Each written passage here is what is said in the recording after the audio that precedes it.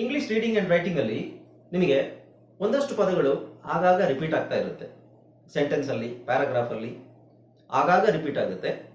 ಒಂದಷ್ಟು ಪದಗಳಿದ್ರೆ ಬಹಳ ಪದ ಇದೆ, ಅದಕ್ಕೆ ನಾವು ಫ್ರೈ ವರ್ಡ್ಸ್ ಅಂತ ಹೇಳ್ತೀವಿ. 1000ಕ್ಕೂ ಮೇಲೆ ಇದಾವೆ ಆ ಪದಗಳು, ಕ್ಯಾಟಗರೈಸ್ ಮಾಡಿದ್ದಾರೆ, 1000ಕ್ಕೂ ಮೇಲೆ ಇರುತ್ತೆ. ಬಟ್ ಅದರಲ್ಲೂ ಕಾಮನ್ ಆಗಿ ಬೇಸಿಕ್ ಲೆವೆಲ್ ಅಲ್ಲಿ ನಿಮಗೆ ಬೇಸಿಕ್ ಲೆವೆಲ್ ಮತ್ತು ಇಂಟರ್ಮೀಡಿಯೇಟ್ ಲೆವೆಲ್ ರೀಡಿಂಗ್ ಅಲ್ಲಿ ಕಾಮನ್ ಆಗಿ ಒಂದು 350 ಪದಗಳನ್ನ ತಗೊಂಡಿದ್ದಾರೆ. 350 ಪದಗಳು ರಿಪೀಟ್ ಆಗ್ತಾ ಇರುತ್ತೆ. ಪ್ಯಾರಾಗ್ರಾಫ್ ಅಲ್ಲಾಗ್ಲಿ, ಸ್ಟೋರೀಸ್ ಅಲ್ಲಾಗ್ಲಿ, ಸೆಂಟೆನ್ಸ್ ಅಲ್ಲಾಗ್ಲಿ ಹೇಳೋದು ಏನಾದ್ರೂ ಒಂದು ಸಣ್ಣ ಸೆಂಟೆನ್ಸ್ ಹೇಳಿದ್ರೆ ಅದರಲ್ಲಿ ಕೆಲವು ವರ್ಡ್ಸ್ ಕಾಮನ್ ಆಗಿ ಬರುವಂತಹ ವರ್ಡ್ಸ್ ಇದೆ. ಕನ್ನಡದಲ್ಲಿ ಕೇಳಿದ್ರೆ ಅದು ನಮಗೆ ಹೇಳಲಿಕ್ಕೆ ಬರೋದಿಲ್ಲ, ಇಂಗ್ಲಿಷ್ ಅಲ್ಲಿ ಕಾಮನ್ ವರ್ಡ್ಸ್ ಅಂತ ಹೇಳ್ತೀವಿ. ಅದು 350 ವರ್ಡ್ಸ್ ನ ಮತ್ತೆ ಅದನ್ನ 120 ವರ್ಡ್ಸ್ ಆಗಿ ಶಾರ್ಟ್ ಲಿಸ್ಟ್ ಮಾಡಿದ್ದಾರೆ. ಓಕೆ, ಸೊ ಈ ಪದಗಳಿಗೆ ನಾವು ಸೈಟ್ ವರ್ಡ್ಸ್ ಅಂತ ಹೇಳ್ತೀವಿ. ಏನಂತ ಹೇಳ್ತೀವಿ? Sight words. ಸೈಟ್ ವರ್ಡ್ಸ್ ಅಂದ್ರೆ, ಸೈಟ್ ಅಂದ್ರೆ ದೃಷ್ಟಿ, ನೋಟ, ನೋಡುವುದು ಅಂತ ಅರ್ಥ. ಸೈಟ್ ನೋಡಿದ ತಕ್ಷಣ ನಾವು ಒಂದು ಪದನ ಗುರುತಿಸೋದಿಕ್ಕೆ ಸೈಟ್ ವರ್ಡ್ಸ್ ಅಂತ ಹೇಳ್ತೀವಿ. ಒಂದು ಪದ ನೋಡಿದ ತಕ್ಷಣ ಇದು ಬಿಗ್ ಅಂತ ನಮಗೆ ನೋಡಿದ ತಕ್ಷಣ ಗೊತ್ತಾಗಬೇಕು. ಇದನ್ನ ನೀವು ಬ, ಇ, ಗ ಅಂತ ಏನಿದು ಫೋನಿಕ್ಸ್ ಬ್ಲೆಂಡಿಂಗ್ ಎಲ್ಲ ಹಾಕ್ತಾ ಬರೋದಲ್ಲ. ಒಂದು ವರ್ಡ್ ನೋಡ್ತೀವಿ, ಇದು ಕ್ಯಾನ್, ಇದು ಗೋ, ಇದು ಟು, ಇದು ಮೈ, ಲೈಕ್. ಇದು ನೋಡಿದ ತಕ್ಷಣ ನಾವು ಗುರುತಿಸಬೇಕು. ಹಾಯ್ ಫ್ರೆಂಡ್ಸ್, ಇದೊಂದು ವಿಶೇಷ ಸೂಚನೆ. ನಮ್ಮಲ್ಲಿ ಇದೀಗ ಆನ್ಲೈನ್ ಸ್ಪೋಕನ್ ಇಂಗ್ಲಿಷ್ ಕೋರ್ಸ್ನ ಹೊಸ ಬ್ಯಾಚ್ ಶುರುವಾಗಿದೆ. ನೀವು ಇನ್ಮೇಲೆ ಎಲ್ಲೂ ಹೊರಗಡೆ ಹೋಗಿ ಇಂಗ್ಲಿಷ್ ಕಲಿಯುವ ಅವಶ್ಯಕತೆ ಇಲ್ಲ. ಮನೆಯಲ್ಲೇ ಕೂತ್ಕೊಂಡು ಯಾವುದೇ ಟೆನ್ಷನ್ ಇಲ್ಲದೆ, ಏನು ಓದಿರಬಿಲ್ಲದೆ ಇಂಗ್ಲಿಷ್ ಮಾತಾಡೋದನ್ನ ಕಲಿಯಬಹುದು. ಸ್ನೇಹಿತರೆ, ಸ್ಪೋಕನ್ ಇಂಗ್ಲಿಷ್ ಮಾತ್ರ ಅಲ್ಲ, ನಿಮಗೆ ಇಂಗ್ಲಿಷ್ನ ಓದಲಿಕ್ಕೆ ಬರಲಿಕ್ಕೆ ಬರಲ್ಲ ಅಂತ ಇಟ್ಕೊಳ್ಳಿ. ಈಗ ಇಂಗ್ಲಿಷಲ್ಲಿ ನಿಮಗೆ ಓದಲಿಕ್ಕೆ ಬರಲಿಕ್ಕೆ ಬರಲ್ಲ, ಬರೀ ನಿಮಗೆ ABCD ಮಾತ್ರ ಗೊತ್ತು, ಅಥವಾ ABCD ಗೊತ್ತಿಲ್ಲ ಅಂತ ಇಟ್ಕೊಳ್ಳಿ. ಸೊ ABCD ಗೊತ್ತಿಲ್ಲ ಅಂತ ಪರವಾಗಿಲ್ಲ, ನಾವು ನಿಮಗೆ ಇಂಗ್ಲಿಷ್ನ ಬೇಸಿಕ್ ಇಂದನೇ ಓದಲಿಕ್ಕೆ ಮತ್ತೆ ಬರಲಿಕ್ಕೆ ಸಹ ಹೇಳ್ಕೊಡ್ತೀವಿ. ಅದು ಅಲ್ಲದೆ ನೀವು ಒಂದು ವೇಳೆ ಕನ್ನಡನೇ ಬರಲ್ಲ ಅಂತ ಇಟ್ಕೊಳ್ಳಿ, ಕನ್ನಡನೂ ಹೇಳ್ಕೊಟ್ಟು ಕನ್ನಡದಿಂದ ಇಂಗ್ಲಿಷ್ನ ಹೇಗೆ ಓದೋದು, ಕನ್ನಡನೂ ನಾವು ಹೇಳ್ಕೊಟ್ಟು ಅದರ ಮೂಲಕ ಇಂಗ್ಲಿಷ್ನ ಹೇಗೆ ಕಲಿಯೋದು ಅನ್ನೋದನ್ನ ನಾವು ಈ ಕೋರ್ಸಲ್ಲಿ ಇನ್ಕ್ಲೂಡ್ ಮಾಡಿದ್ದೀವಿ. ಸ್ನೇಹಿತರೆ, ಈ ಕೋರ್ಸನ್ನು ಚಿಕ್ಕ ಮಕ್ಕಳನ್ನು ಹೊರತುಪಡಿಸಿ ಬೇರೆ ಯಾರು ಬೇಕಾದ್ರೆ ಈ ಕೋರ್ಸ್ಗೆ ಜಾಯ್ನ್ ಆಗ್ಬೋದು. ನೀವು ಕೆಲಸಕ್ಕೆ ಹೋಗೋರು ಇರ್ಬೋದು, ಮನೇಲಿ ಇರೋರು ಇರ್ಬೋದು, ಅಥವಾ ನೀವು ಯಾವುದೋ ಒಂದು ಬಿಸ್ನೆಸ್ ಮಾಡ್ತಾ ಇರ್ಬೋದು. ಓಕೆ, ಸೊ ಯಾರು ಬೇಕಾದರೂ ಈ ಕೋರ್ಸ್ನ ಜಾಯ್ನ್ ಆಗ್ಬೋದು. ಹಾಗಾದ್ರೆ ಸ್ನೇಹಿತರೆ, ತಡ ಯಾಕೆ? ಈ ಸ್ಪೋಕನ್ ಇಂಗ್ಲಿಷ್ ಕೋರ್ಸ್ ಮತ್ತು English basic reading and writing ಕೋರ್ಸ್ನ ಜಾಯ್ನ್ ಆಗಬೇಕು ಅಂತ ಆಸಕ್ತಿ ಇರೋರು ಈ ಕೂಡಲೇ ನಿಮ್ಮ ಫೋನ್ ತೆಗೆದುಕೊಳ್ಳಿ ಹಾಗೂ ಇಲ್ಲಿ ಬರ್ತಿರುವಂತಹ ನಂಬರ್ಗೆ ಅಥವಾ ಕೆಳಗಡೆ ಬರ್ತಾ ಇರುವಂತಹ ನಂಬರ್ಗೆ ನೀವು ಕರೆ ಮಾಡತಕ್ಕದ್ದು ಅಥವಾ ವಾಟ್ಸ್ಆ್ಯಪ್ನಲ್ಲಿ ಸಂಪರ್ಕಿಸಿ ನಿಮ್ಮ ಹೆಸರನ್ನು ರಿಜಿಸ್ಟರ್ ಮಾಡಿಕೊಳ್ಳಿ. ಗುರುತಿಸೋಷ್ಟು ಎಬಿಲಿಟಿ ನಮಗೆ ಬರಬೇಕು. ಅದಕ್ಕೆ ನಾವು ಬಾಯ್ಪಾಠ ಮಾಡದೆ ಬೇರೆ ದಾರಿ ಇಲ್ಲ. ಬಟ್ ಇದನ್ನ ಗುರುತಿಸಲೇಬೇಕಾ ಸರ್? ಫೋನಿಕ್ಸ್ ಬ್ಲೆಂಡಿಂಗ್ ಎಲ್ಲ ಇದು ಬರುತ್ತಲ್ಲ? ಹೌದು, ಬರುತ್ತೆ. ಬಟ್ ಈ ಸೈಟ್ ವರ್ಡ್ಸ್ ಏನಿದೆ, ಇದು ಫೋನಿಕ್ಸ್ ಬ್ಲೆಂಡಿಂಗ್ ಅಲ್ಲಿ ನಿಮಗೆ 50% ಮಾತ್ರ ಇದು ವರ್ಕ್ ಆಗುತ್ತೆ. ಇನ್ನು ಉಳಿದ ಈಗ LIKE ಇದೆ ನೋಡಿ, LIKE ಫೋನಿಕ್ಸ್ ಅಲ್ಲಿ ನೀವು ಹೇಳಕ್ ಹೋದ್ರೆ ಲಿಕೆ ಅಂತ ಆಗುತ್ತೆ. ಬಟ್ ಅದು ಸರಿಯಾದ ಉಚ್ಚಾರಣೆ ಏನು? ಲೈಕ್ ಅಂತ. ಲೈಕ್ ಅಂತ ಯಾಕೆ ಬಂತು ಅಂತ ಹೇಳಿದ್ರೆ ಅದಕ್ಕೆ ರೀಸನ್ ಇದೆ. ಬಟ್ ನಾವು ಆ ರೀಸನ್ ಈಗಲೇ ಹುಡ್ಕೊಂಡು ಅದನ್ನೆಲ್ಲ ರಿಸರ್ಚ್ ಮಾಡೋದ್ರ ಬದಲು ಲೈಕ್ ಅಂತ ಓದಬೇಕು, ಲೈಕ್ ಅಂತಾನೆ ಓದೋಣ. ಓಕೆ, ಅದೇ ತರ ಒಂದಷ್ಟು 120 ವರ್ಡ್ಸ್ ಇದೆ ಇಂಗ್ಲಿಷ್ ಅಲ್ಲಿ. ಈ ವರ್ಡ್ಸ್ ನಿಮಗೆ ರಿಪೀಟ್ ಆಗುತ್ತೆ. ಒಂದು ಸೆಂಟೆನ್ಸ್ ಅಲ್ಲಿ, ಒಂದು ಪ್ಯಾರಾಗ್ರಾಫ್ ಅಲ್ಲಿ, ಒಂದು ಕತೆ ಓದ್ಬೇಕಾದ್ರೆ, ಒಂದು ಸ್ಟೋರಿ ಏನಾದ್ರೂ ಇದ್ರೆ ಅದರಲ್ಲಿ ರಿಪೀಟ್ ಆಗ್ತಾ ಇರುತ್ತೆ. ಅಂದ್ರೆ 50% ಸೈಟ್ ವರ್ಡ್ಸೇ ಇರುತ್ತೆ. ನಿಮಗೆ ಏನೇ ಓದಿದ್ರು, ಇಂಗ್ಲಿಷ್ ಅಲ್ಲಿ ಏನೇ ಓದಿದ್ರು ಅದರಲ್ಲಿ ನೀವು ಮಾರ್ಕ್ ಮಾಡಿದ್ರೆ, ಒಂದು ಪ್ಯಾರಾಗ್ರಾಫ್ ಅಲ್ಲಿ ಮಾರ್ಕ್ ಮಾಡಿದ್ರೆ 50% ಈ ಕಾಮನ್ ವರ್ಡ್ಸೇ ಇರುತ್ತೆ. ಯಾವುದು? Is, the, I, like, my, to, go, can, see, for, he, she, in. Mute ಮಾಡ್ಕೊಳ್ಳಿ, ನಾನು ಎಕ್ಸ್ಪ್ಲೈನ್ ಮಾಡೋದಕ್ಕೆ ಮ್ಯೂಟ್ ಮಾಡ್ಕೊಳ್ಳಿ. We, you, little, have, and very common. And ಎಲ್ಲದರಲ್ಲೂ ಬರ್ತಾ ಇರುತ್ತೆ. ಆ್ಯಂಡ್, ಈಸ್, ವಾಸ್, ವರ್, ಇವೆಲ್ಲ. ಓಕೆ, ಸೊ ಈ ತರದ್ದು ನಾವೇನ್ ಮಾಡಬೇಕು? ಬಾಯ್ಪಾಠ ಮಾಡ್ಬಿಡ್ಬೇಕು ಈ ಪದಗಳನ್ನ. ಯಾಕೆಂದ್ರೆ ಇದನ್ನ ನೀವು ಏನು ಬ್ಲೆಂಡಿಂಗು, ಫೋನಿಕ್ಸು, ಡೈಗ್ರಾಫ್ಸ್ ಅಂತೆಲ್ಲ ಕೂತ್ಕೊಂಡ್ರೆ ಅದು ವರ್ಕ್ ಆಗಲ್ಲ. ಓಕೆ, ಸೊ ನಾವು ಒಂದೊಂದು ಅಕ್ಷರ ಓದ್ತಾ ಇರಬೇಕಾಗುತ್ತೆ. ಸೊ ಈಗ ಆಲ್ರೆಡಿ ಈ ವರ್ಡ್ಸ್ ಒಂದಷ್ಟು ವರ್ಡ್ಸ್ ನಾವು ಬಾಯ್ಪಾಠ ಮಾಡ್ಬಿಟ್ರೆ ಸೆಂಟೆನ್ಸ್ ನಾವು ಓದ್ಬೇಕಾದ್ರೆ, ಓಕೆ, ಸೆಂಟೆನ್ಸ್ ನಾವು ಓದ್ಬೇಕಾದ್ರೆ ನಮಗೆ ಸ್ಟ್ರಕ್ ಆಗಲ್ಲ. ಅಂದ್ರೆ ಸೈಟ್ ವರ್ಡ್ಸ್ ಬಂದಾಗ ಸ್ಟ್ರಕ್ ಆಗಲ್ಲ. ಬೇರೆ ವರ್ಡ್ಸ್ ಬಂದಾಗ ನಾವು ಅದನ್ನ ಕೂಡಿಸ್ಕೊಂಡು ಓದ್ಬೇಕಾಗಬಹುದು. ಬಟ್ ಸೈಟ್ ವರ್ಡ್ಸ್ ಬಂದಾಗ ಆಲ್ರೆಡಿ ನಮಗಿದು ಪ್ರಾಕ್ಟೀಸ್ ಆಗಿರೋದ್ರಿಂದ, ಅಂದ್ರೆ ಒಂದು ಪೇಜ್ ಅಲ್ಲಿ, ನಾನು ಹೇಳಿದ್ನಲ್ಲ, ಒಂದು ಪೇಜ್ ಅಲ್ಲಿ ನಿಮಗೆ 100 ಪದಗಳಿದ್ರೆ ಒಂದು 40 ಪದಗಳು ಇವೇ ಇರ್ತವೆ. ಆಗಾಗ ರಿಪೀಟ್ ಆಗುವಂತಹ, ಆಗಾಗ ಬರುವಂತಹ ಸೆಂಟೆನ್ಸ್ ಅಲ್ಲಿ ಪದೇ ಪದೇ ಬರುವುದು. ಈ ಕನ್ನಡದಲ್ಲಿ ನಾವು ಹಂಗೆ ಹೇಳ್ಬೇಕಾದ್ರೆ ಇದನ್ನ ನೀವು ತಗೊಳ್ಳೋದ್ರೆ ನಾನು, ನನ್ನ, ಗೆ, ಹೋಗು, ಎ, ಒಂದು, ದು, ಉದು, ಬರು, ತಗೋ, ಇಂಥವೆಲ್ಲ ಕನ್ನಡದಲ್ಲಿ ಪದೇ ಪದೇ ಬರುವಂಥದ್ದು ಅಂತ ಹೇಳ್ಬೋದು. ಅಥವಾ ನೀವೊಂದು ಕನ್ನಡ ಪ್ಯಾರಾಗ್ರಾಫ್ ತಗೊಂಡು ಅದರಲ್ಲಿ ಯಾವ್ದು ಪದೇ ಪದೇ ರಿಪೀಟ್ ಆಗುತ್ತೆ ನೋಡಿ.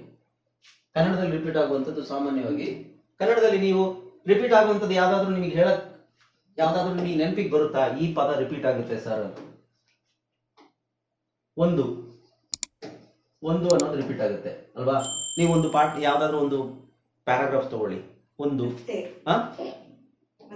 ಮತ್ತು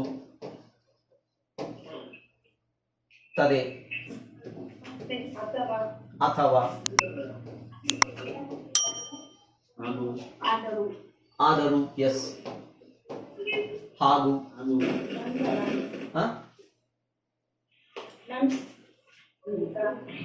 ನನ್ನ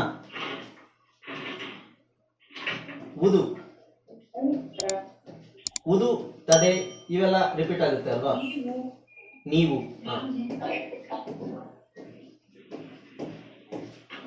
ಓಕೆ. ಒಂದು ನ್ಯೂಸ್ ಪೇಪರ್ ತಗೊಳ್ಳಿ. ನ್ಯೂಸ್ ಪೇಪರ್ ತಗೊಂಡು ಅದರಲ್ಲಿ ನ್ಯೂಸ್ ಪೇಪರ್ ಅಲ್ಲ, ನ್ಯೂಸ್ ತಗೊಂಡು ಇದು ಫೋನಲ್ಲಿ ನ್ಯೂಸ್ ಬರುತ್ತಲ್ಲ ನೋಡಿ, ಅದರಲ್ಲಿ ಪದೇ ಪದೇ ಯಾವ್ದು ಬರ್ತಾ ಇದೆ ಅಂತ ನೋಡಿ ಕನ್ನಡದಲ್ಲಿ. ಅಂದ್ರೆ ಈಗ ನಮಗೆ ಕನ್ನಡದ ಅವಶ್ಯಕತೆ ಇಲ್ಲ, ಬಟ್ ನಾನು ಕಂಪೇರ್ ಮಾಡ್ತಾ ಇರೋದು. ಪದೇ ಪದೇ ರಿಪೀಟ್ ಆಗೋ ವರ್ಡ್ಸ್ ಕನ್ನಡದಲ್ಲಿ ನೋಡಿ ಇದೆ ಯಾವುದು? ಒಂದು, ಮತ್ತು, ತದೆ, ಅಥವಾ, ಉದು. ಉದು ಜಾಸ್ತಿ ಬರುತ್ತೆ. ಹೋಗುವುದು, ಬರುವುದು, ತೆಗೆದುಕೊಳ್ಳುವುದು, ಮಾಡಲಾಗುತ್ತದೆ, ನ್ಯೂಸ್ ಅಲ್ಲಿ ಬರಲಾಗುತ್ತದೆ, ಕರೆಯಲಾಗುತ್ತದೆ, ಹೇಳಲಾಗುತ್ತದೆ, ತದೆ ಜಾಸ್ತಿ ಬರುತ್ತೆ, ರೈಟ್? ಅದೆಲ್ಲ ನಾವು ತಲೆ ಕೆಡಿಸ್ಕೊಳ್ಳಲ್ಲ. ಬಟ್ ಇಂಗ್ಲಿಷ್ ಅಲ್ಲಿ ಇಟ್ಸ್ ವೆರಿ ಕಾಮನ್.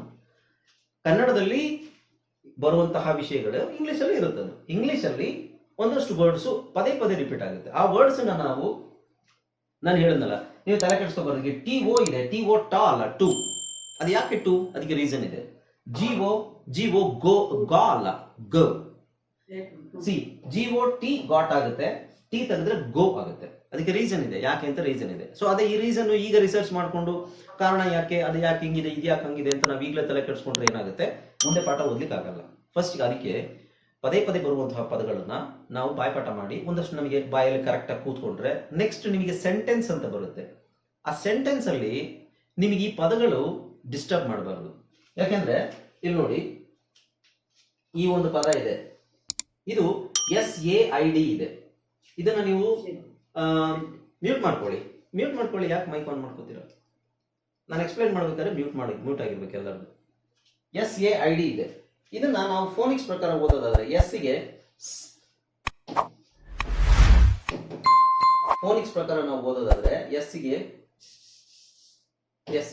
ಸ್, ಎಗೆ ಆ, ಐಗೆ ಇ, ಡಿಗೆ ಡ, ಸ್ಯಾ ಇಡ್ ಆಗುತ್ತೆ ಅಲ್ವಾ? ಆಕ್ಚುಲಿ ಇದರ ಉಚ್ಚಾರಣೆ ಏನಂದ್ರೆ AI ಇಲ್ಲಿ ಈ ಸೌಂಡ್ ಬರುತ್ತೆ, ವಿಚ್ ಇಸ್ ಸೆಡ್.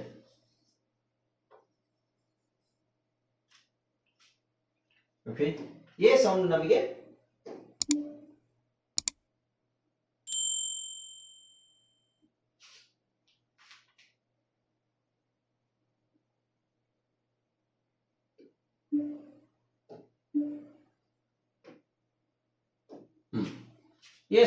ಸೆಡ್ ಅಂತ ಬರುತ್ತೆ.